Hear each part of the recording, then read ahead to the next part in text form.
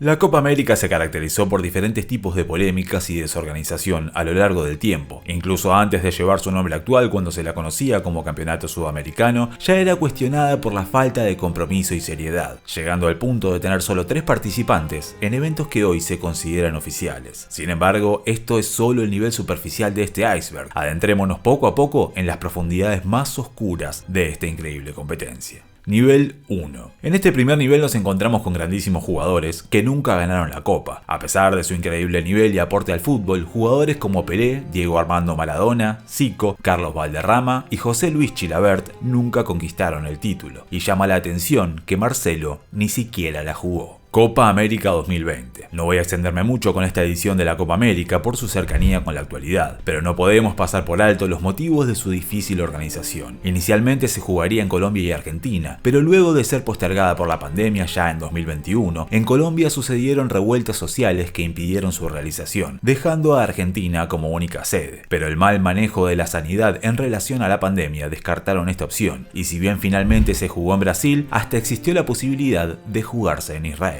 Sí, bastante lejos de América.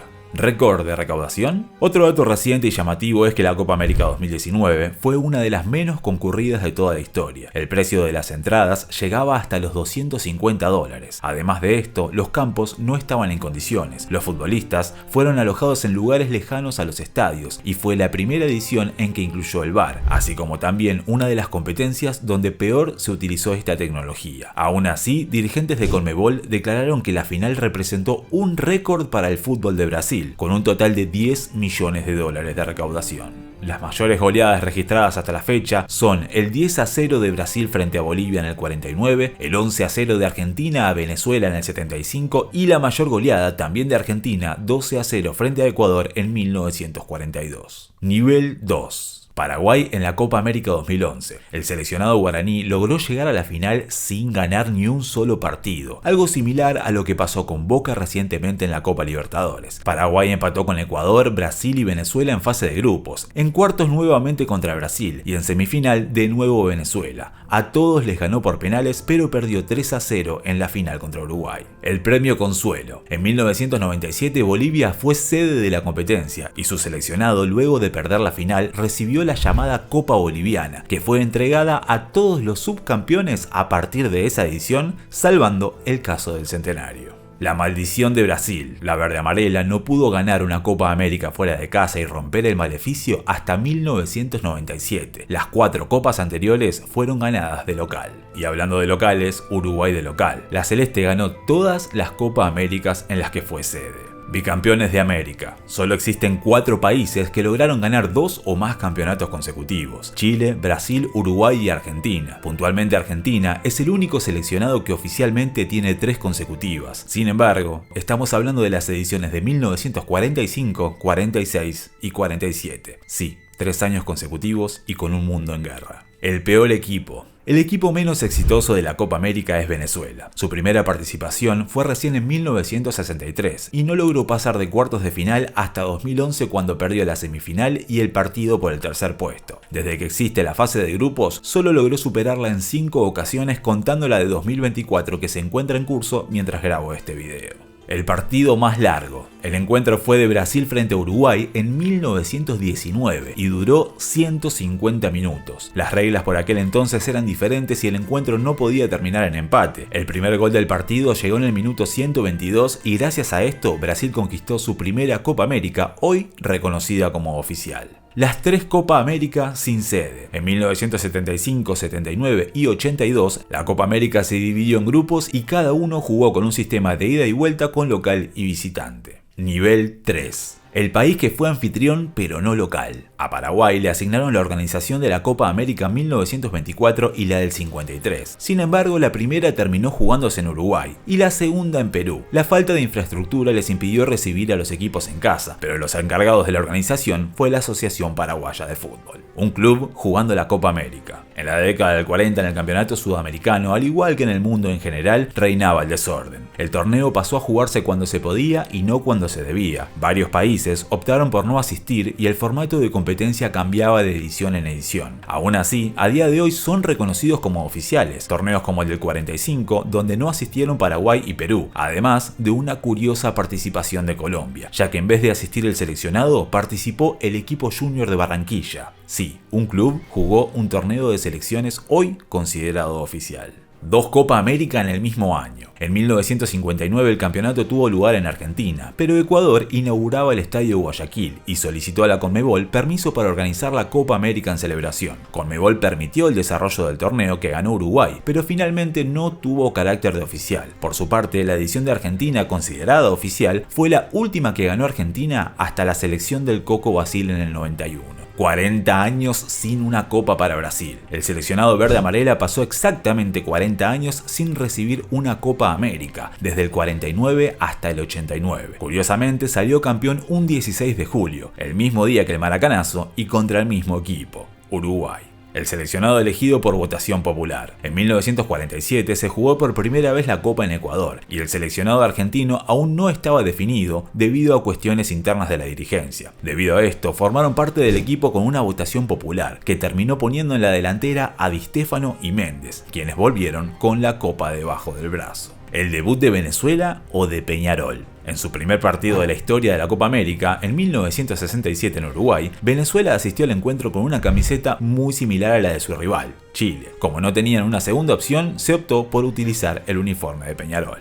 Boca, pero es Brasil. Similar al anterior, en la edición de 1937 jugada en Argentina, Brasil, que aún utilizaba el blanco, se veía muy similar a su rival, de nuevo, Chile. Debido a esto, el árbitro los obligó a cambiarse y ante la falta de equipamiento alternativo, utilizaron el uniforme de Boca Juniors. Jugadores y árbitros que no eran. En 1916 y 1920 se dieron 2 situaciones propias del amateurismo de aquella época. En la primera, una lesión argentina dejó sin suplentes al seleccionado y el jugador de Huracán José Laguna entró al campo de juego desde la tribuna, reemplazó al lesionado e hizo el gol del empate frente a Brasil. Y en 1920 hacía falta un árbitro que fue reemplazado por un jugador de Brasil en un encuentro entre Argentina y Chile. Nivel 4. La primera Copa América. El primer torneo reconocido oficialmente fue el de 1916. Sin embargo, muchas personas consideran que son demasiadas las similitudes con el torneo organizado en 1910 en Argentina por el centenario de la Revolución de Mayo, donde participaron Argentina, Chile y Uruguay. Por tanto, hay quienes alegan que este fue el verdadero primer torneo sudamericano. 3 penales fallados en un mismo partido. Este particular récord lo tiene Martín Palermo. El titán y querido jugador argentino falló 3 penales de 3 formas distintas: atajada, afuera y al palo. Este triste récord es el único en toda la historia del fútbol internacional. La familia Forlán.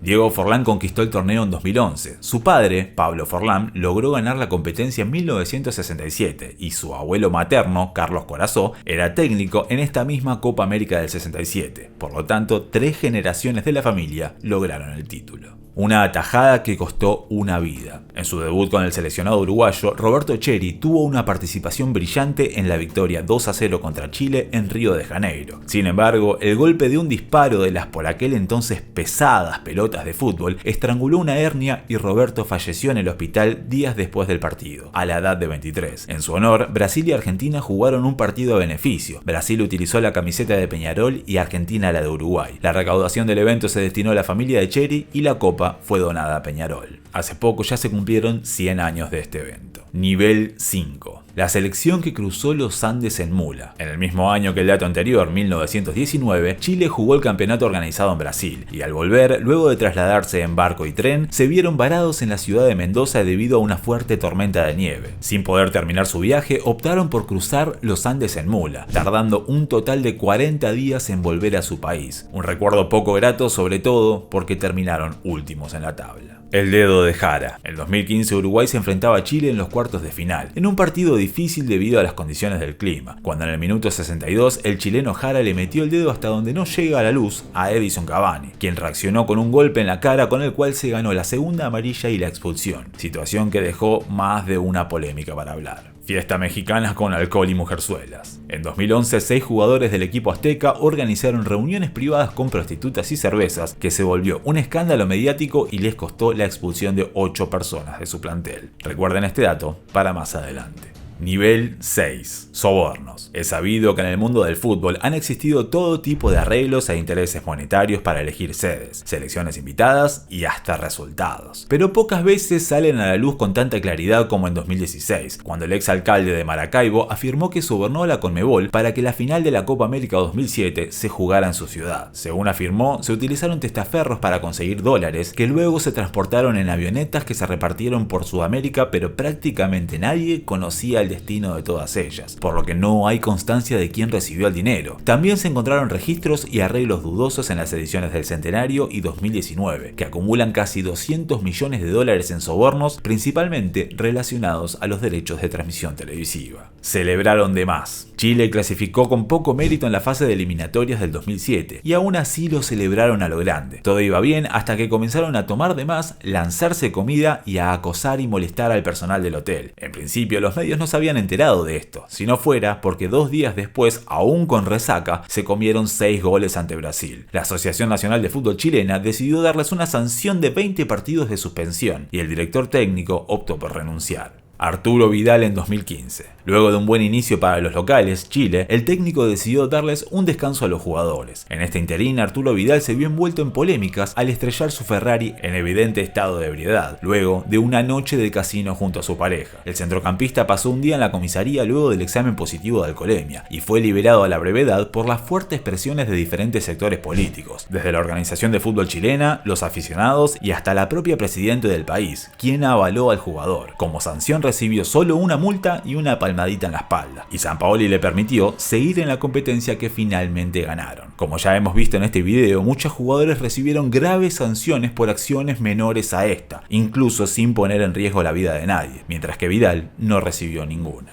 Pelé y la pelea del siglo. Las tensiones entre Brasil y Uruguay estaban a flor de piel en la década posterior al maracanazo. Por su parte, Uruguay estaba resentido por no clasificar al Mundial 58. En cada ocasión que se enfrentaban, los roces y las agresiones eran ya normales, pero todo se salió de control en la Copa América de Argentina 1959. En su cuarto partido, Uruguay debía enfrentar a Brasil un 25 de marzo, pero el encuentro se pasó al día siguiente debido a las fuertes lluvias. Embarrados y ante 70.000 espectadores en el Estadio Monumental, el partido comenzó picado. En sus filas, Brasil contaba con Almir, un jugador de mala reputación que en 1973 falleció asesinado por una pelea en un bar. El encuentro dio inicio y los empujones y patadas comenzaron los roces. El árbitro Carlos Robles solo advertía de palabra porque las tarjetas aún no existían. En cada pelota que se disputaba, los jugadores iban con plancha, con malas intenciones y a lastimar. El partido se volvió sucio y temperamental. Cuando una de esas planchas de Almir llegó al arquero uruguayo, todo se salió de control. Un jugador uruguayo le dio un puntapié a Almir en el piso, y con esto comenzó la batalla campal. Jugadores, suplentes, el cuerpo técnico y hasta los fotógrafos entraron a la pelea, todos contra todos. Entre ellos se destaca la actuación del masajista brasileño, Mário Américo, que repartió golpes de karate y después sujetó a William Martínez para que Pelé lo llenara de golpes. Pese a todo, el encuentro continuó. Con Williams ensangrentado y con un vendaje en la cabeza, siguió jugando. El árbitro expulsó a 2 jugadores de cada equipo, pero al finalizar el encuentro la pelea se reanudó y se cuenta que fue un espectáculo digno de salvajes. Dante Panzeri, director del Gráfico por aquel entonces, citó en su nota la siguiente frase: "Aquí no hay forma de localizar culpabilidades originales, aquí no hay atenuantes para nadie, aquí no hay inocentes, aquí hay solamente 22 culpables, 22 jugadores de fútbol dignos de haber sido detenidos en masa por la policía y alojados donde se destina a los estafadores y delincuentes".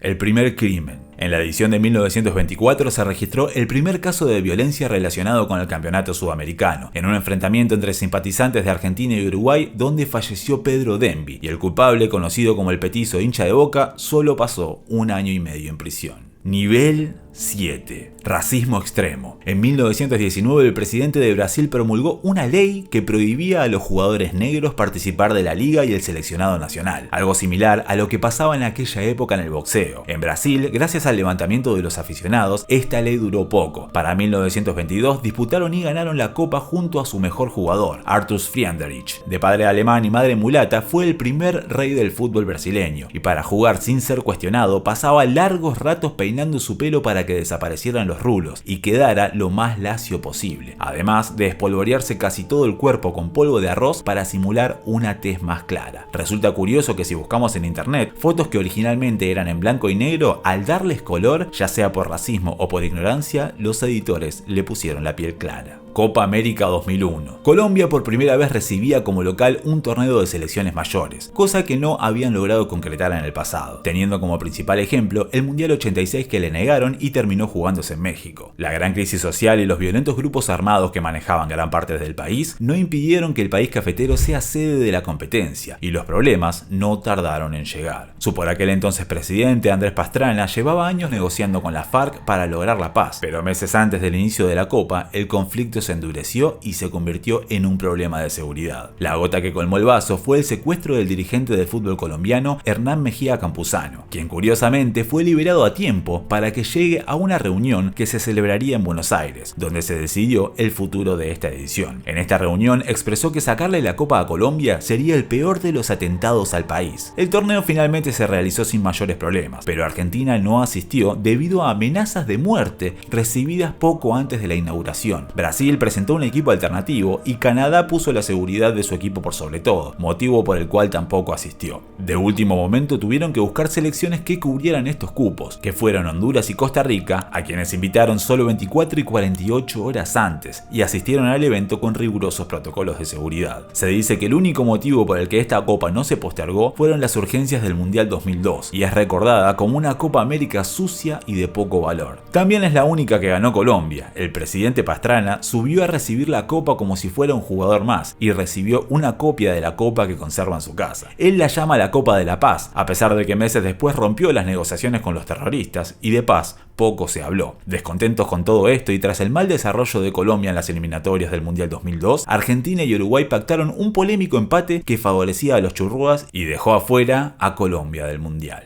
La peor tragedia de la Copa. En 1955, aún con el formato de liga por puntos, Argentina y Uruguay se encontraban empatados al llegar a su último encuentro, por lo cual este definiría al campeón de América como si fuera una final. El problema llegó cuando se vendieron más de 55.000 entradas, cifra que superaba la capacidad del estadio. Cuando el público intentó entrar, se generaron avalanchas humanas que dejaron 5 fallecidos, sumado a un sexto que perdió la vida al desplomarse una estructura improvisada para albergar a más gente. El número de heridos, por su parte, superó los 500. Aún así, el encuentro se desarrolló con normalidad y Argentina ganó su 10ª copa. Quiero agradecer enormemente al canal Knuckles Blaugrana, que sirvió como una de las principales fuentes para este video. Les dejaré un enlace a su canal en la descripción, no como otros creadores de contenido que utilizan todo el material de mi canal y ni siquiera me responden los mensajes. Yo soy Nalzar y espero verte en el próximo video.